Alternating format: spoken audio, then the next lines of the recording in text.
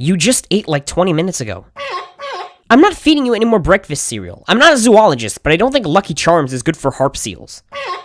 Yeah, good point. It's probably not good for humans either.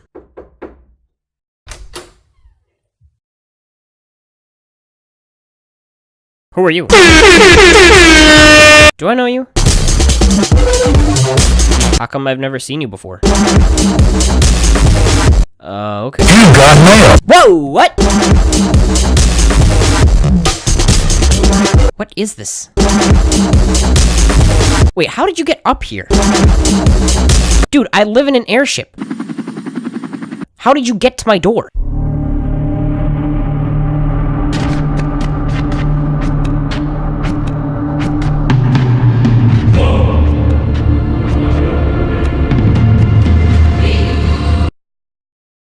How did you... Who do I know who sends me things in the mail? Well, there's no return address. Oh well, let's just open it up and see what's inside.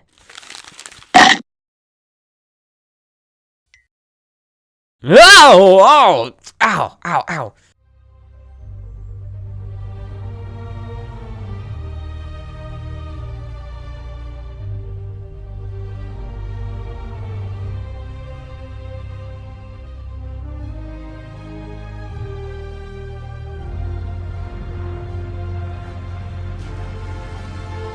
Oh! I don't feel so good.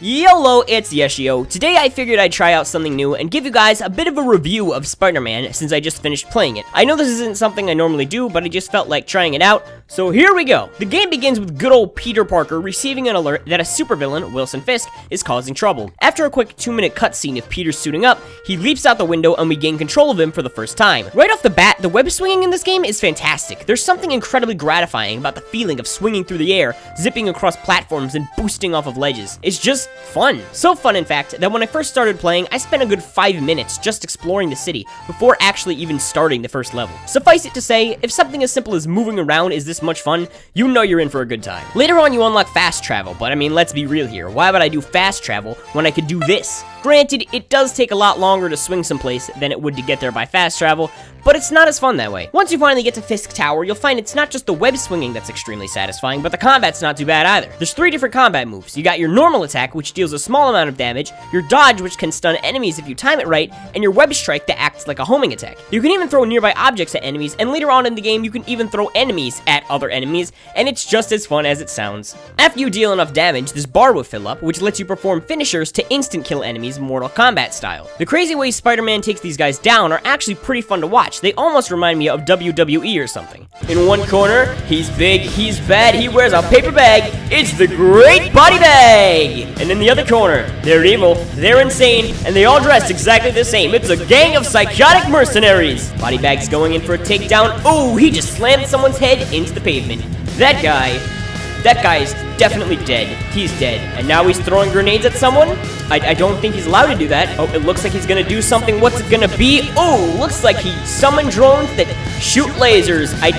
Is he allowed to have those? I think that might be cheating. Now it looks like he's summoning portals to another dimension using what I can only assume is dark magic. He might be a witch, and now the mercenaries are all dead. Speaking of the finishers, they can get really overpowered towards the end of the game. About halfway through, you'll get the ability to stack up to 3 finishers at once. Combine that with the ability to perform double finishers and the ability to generate seemingly infinite focus, and the combat evolves into basically just spamming the finishers as fast as possible and defeating everybody instantly. I'm getting a little off topic here. Where was I?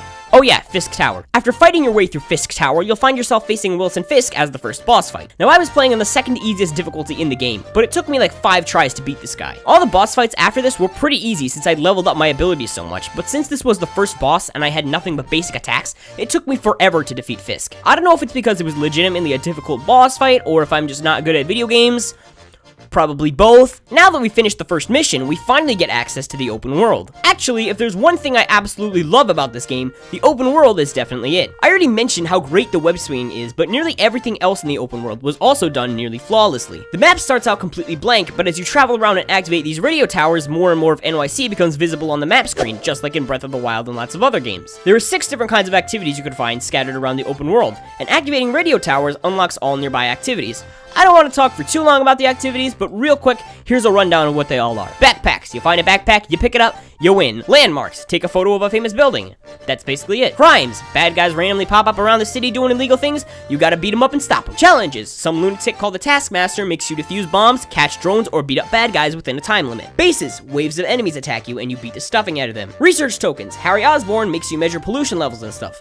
I really don't get these ones, actually. I really wish I could go into more detail about these because they're actually a lot of fun, but I don't want this video to go on for too long, so I'm just gonna end it there. Honestly, they're all tons of fun to do in their own way, especially the challenges and bases. The different types of tasks earn you different tokens, and you'll need a specific amount of each kind of token to purchase gadgets, passive effects, and even costumes. Spider-Man can unlock up to 30 different suits to choose from, ranging from completely ridiculous to pretty stinking sweet looking. Each costume is inspired by some version of Spider-Man from the comics and movies, and they all come with a unique power move as well, which you can activate every so often with the short cooldown. I feel like I would have appreciated the suits much more if I understood the references, but as it is, I just found most of them to be kind of weird looking. Like, if I knew what the costumes were from, I'd probably be like, oh boy, that's the costume that Peter Parker wears in Amazing Spider-Man number 565. But since I didn't understand the references, I was just like, wait, why is it the guy from Tron? I'm mostly stuck with the usual red and blue suits, like the Advanced Spider suit and the Classic suit, although I did find a few other ones I like the look of. Every so often you play as Mary Jane Watson or Miles Morales. I hate to say it, but these are probably my least favorite parts of the game. I like the concept of being able to play as other characters besides just Spider-Man, but it's kind of boring because all they do is sneak around trying not to get shot. I think these sneaking sections could actually be a nice change of pace from web swinging if MJ and Miles had more maneuverability and could dodge around barriers and over obstacles like in Uncharted. Instead, they mostly just sneak around really slowly. Speaking of the sneaking sections, I feel like now is a good time to mention just how bad at detecting you the enemies are. I'm pretty sure these guys are blind, as they can't see you unless you're literally 3 feet in front of their faces. And just to be clear, that's not a complaint. I find it hilarious. You may have noticed that I'm not talking about the main story too much, and there's a good reason for that. I don't want to spoil too much, but like, the main story isn't just one story. It's more like 2 different stories, one after the other, that just have the same characters. Don't get me wrong, it definitely held my attention, and a lot of the plot twists caught me really off guard, but the events of the game's second half make the events of the first half almost completely pointless. For example, the plot at the beginning of the game is that these crazy guys with demon masks are terrorizing the city, and Spider-Man has to find a way to stop them. Then about halfway through the game, Peter comes face to face with their leader and they have an epic battle, Spider-Man wins, and the bad guy goes off to jail. It sounds like this would be where the story ends, right? Well, from that point on, the game switches to an entirely different plot, almost completely unrelated to the first one, and the demon guys never return at all. Everything that happened in the first half has almost zero bearing on what happens in the second half. The game should have ended right at the halfway point, and the rest of the game should have been a sequel. It really feels like they just had 2 different plots and couldn't decide which one to use, so they just went with both. Now, I just want to clarify, I do like the main story a lot. I just can't imagine why they decided to make both obviously separate plots take place in the same game. It would have been a much better fit if they were spread across 2 different games than made as one continuous story. So, that's Spider-Man for you guys. Is it a good game? I definitely think so. The plot grabbed my attention and had me invested in the characters to the point where I was genuinely feeling concerned for their safety during some of the cutscenes. Nearly every aspect of the gameplay is extremely satisfying, and the upgrades to gadgets and abilities are well balanced with the grinding you'll have to do to get them. If you're a bigger fan of Spider-Man than I am, you'll probably enjoy this game a lot more than I did, as you'll recognize more characters and references. My entire knowledge of Spider-Man consists of the Sam Raimi movies, you know, the ones where he goes emo and also so I wasn't too familiar with most of the characters, particularly the villains and their origins and powers. After watching the post-credits cutscenes, I'd be really shocked if they didn't release a sequel to this game, and I'm definitely going to keep an eye out and get it when it drops. So I guess that sort of wraps up this video. Thank you guys so much for watching, and let me know if you enjoyed this type of video. I'd love doing more like this in the future. I also did a playthrough of this game. If you want to see it, I'll have a link at the end of this video. Well, it's not really a playthrough, it's more of Yesh plays Spider-Man with disastrous results. And with that, I will see you next time. Goodbye, faithful members of the Yesh Army.